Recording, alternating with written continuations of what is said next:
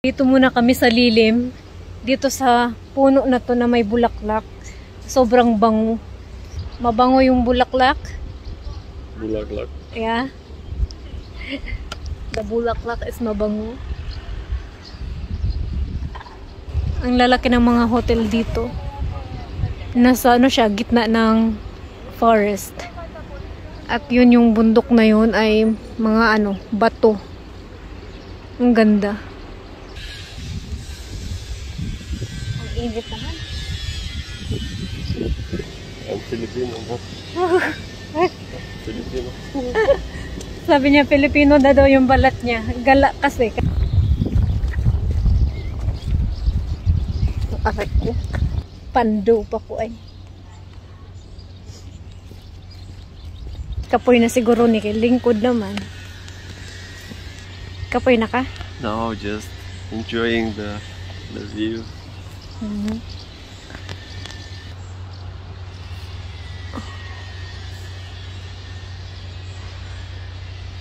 Saan tayo pupunta? Apa? Okay. Mauna ka na, susunod ako. Follow the leader lang. Yung damit niya ay galing sa Pilipinas. Yung sombrero niya galing sa Pilipinas. Yung niya, yung sapatos niya ay galing sa Pilipinas. Diba? Namamangha nga siya nung pumunta siya sa Pilipinas. Kasi daw, mura lang daw yung mga bilihin. My Filipino. Yeah, I said that this from Philippines, this from Philippines, your shoes from Philippines. He loves the Philippine products. Yes, very good. Sabi niya, pag uuwi daw kami ng Pilipinas, bibili daw siya ng napakadaming gamit galing sa Pilipinas. Yung isang bagahe, puro lang, galing sa Pilipinas. Kakaiba yung hotel na to parang parang tower pero ang ganda. Yung bundok nila dito talagang punong-puno ng kahoy, di upaw, di pahak, diba?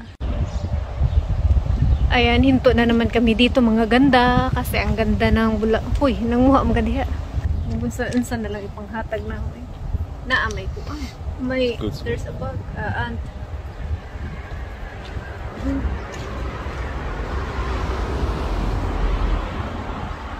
Bango. Pwede kang manguha ng maraming ganito at ilagay mo sa loob ng bahay. Sobrang bango talaga. Iinguha pa.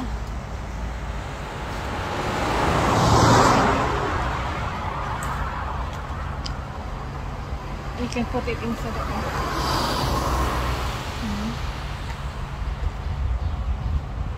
So nice. Let's cross. Okay. That's what.